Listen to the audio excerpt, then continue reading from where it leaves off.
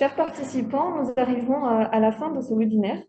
Lors de cette journée, nous avons exploré la question comment les écosystèmes peuvent-ils bénéficier des innovations.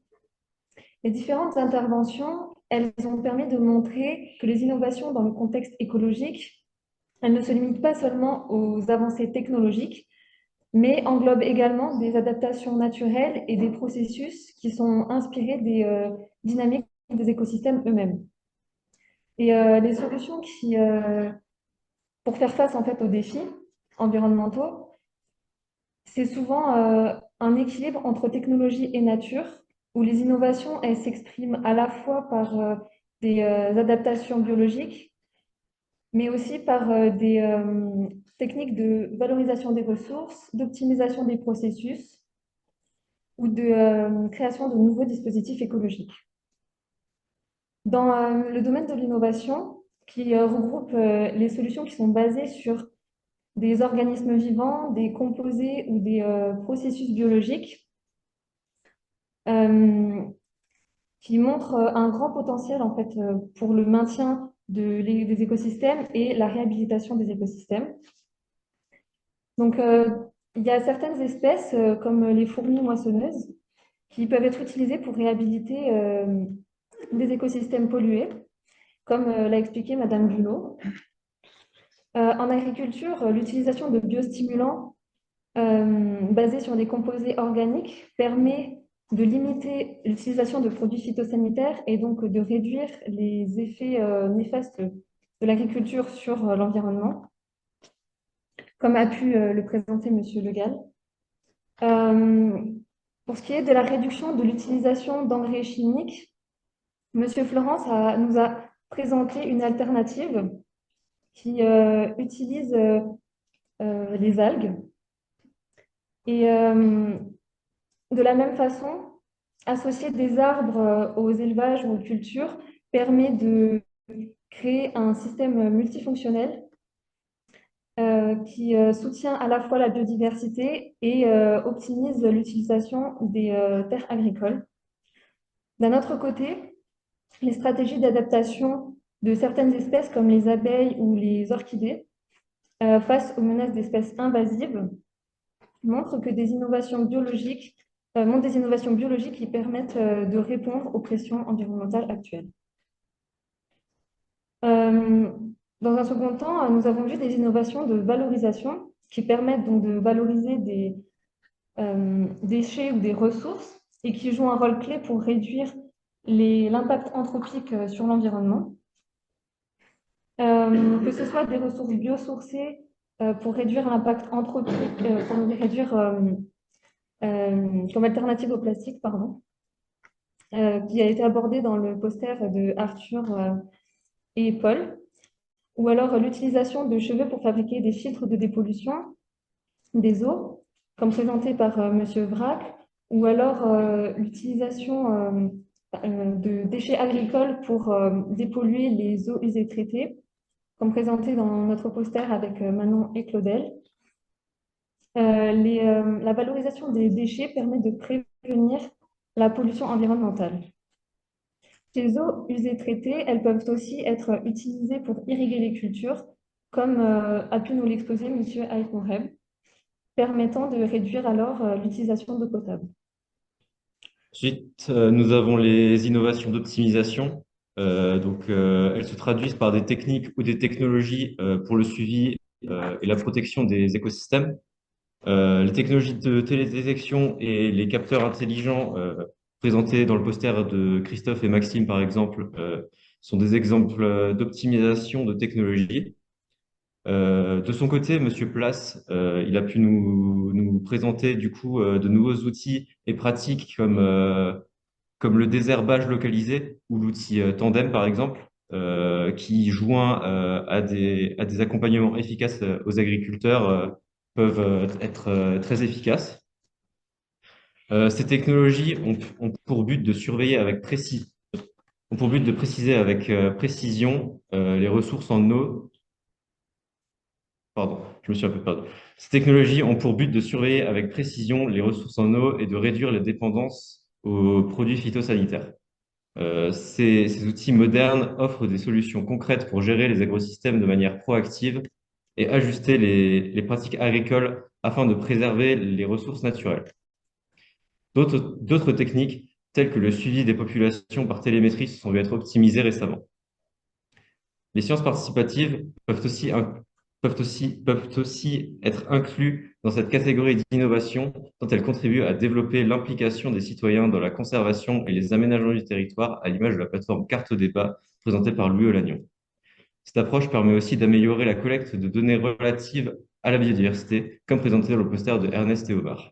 Donc, pour continuer, il y a les innovations de création qui concernent les nouvelles technologies et techniques qui ouvrent d'autres perspectives pour protéger les écosystèmes et renforcer la résilience des agrosystèmes. On peut évoquer plutôt l'utilisation du complexe CRISPR-Cas9 comme outil moléculaire d'édition de l'ADN. Cet outil permet le développement de variétés plus résistantes face aux conditions climatiques extrêmes, offrant à la fois une solution durable pour renforcer la sécurité alimentaire tout en réduisant l'intrant de produits chimiques. Dans un autre registre, on va retrouver avec le poster de Perrine et d'Alexandre les nouvelles technologies biomimétiques de suivi et de lutte contre la pollution des écosystèmes aquatiques.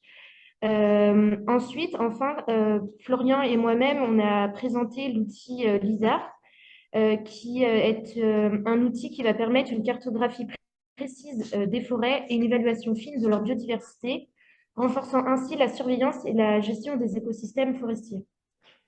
Ensuite, du coup, on a pu voir quelques innovations qui sont dites de conservation, ou du moins que l'on a appelé des innovations de conservation. Donc, ces innovations, elles prennent place dans les stratégies de conservation et de réhabilitation des écosystèmes. Elles sont essentielles, du coup, pour préserver la biodiversité et les ressources et les services écosystémiques, pardon.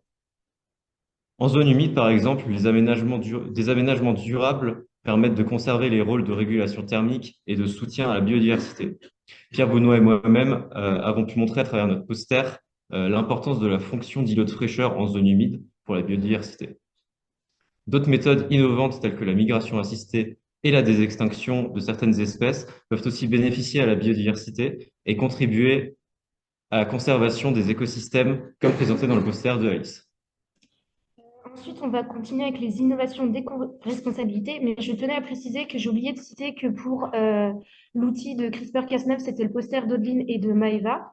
Donc là, je reviens aux innovations d'éco-responsabilité qui développent une approche mettant en lumière l'importance des changements dans nos modes de vie pour réduire notre impact environnemental.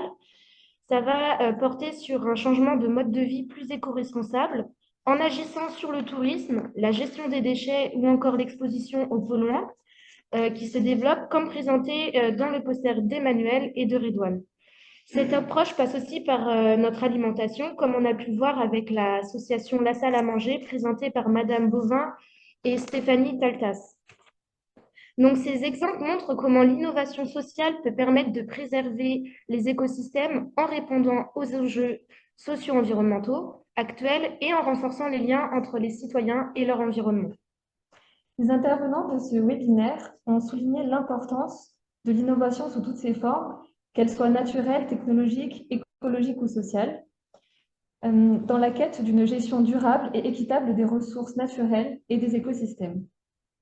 Ce panorama varié nous rappelle que l'innovation, dans le contexte environnemental, s'exprime finalement comme une réponse adaptative aux besoins de notre époque, intégrant à la fois la nature et la technologie, dans des solutions harmonieuses pour préserver notre planète.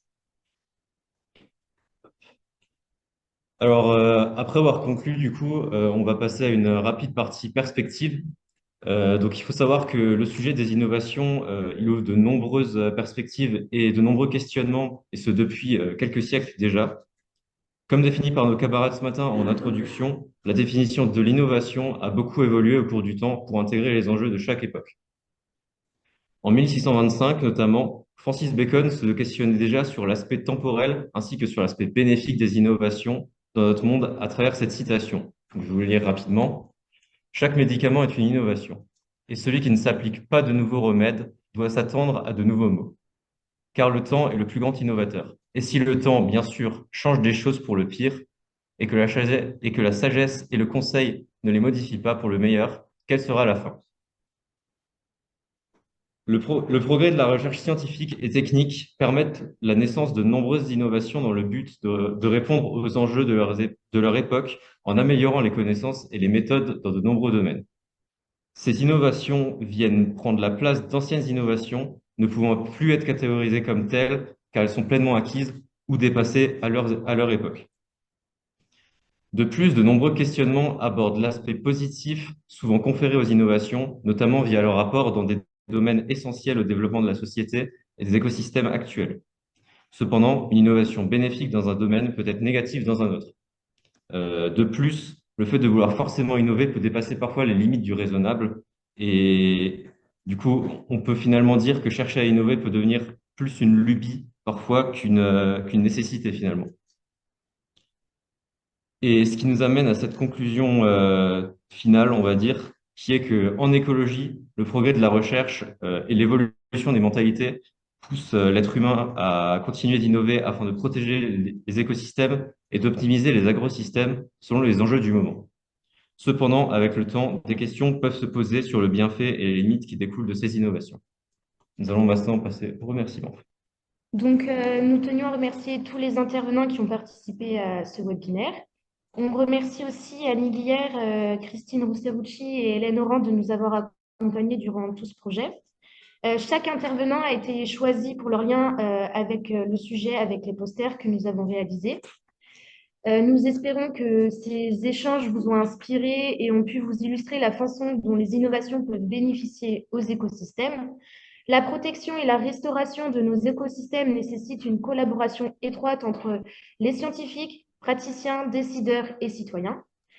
Merci à tous pour votre participation active. Nous vous invitons à venir dans le hall de l'UFR des sciences jusqu'à vendredi pour voir nos posters.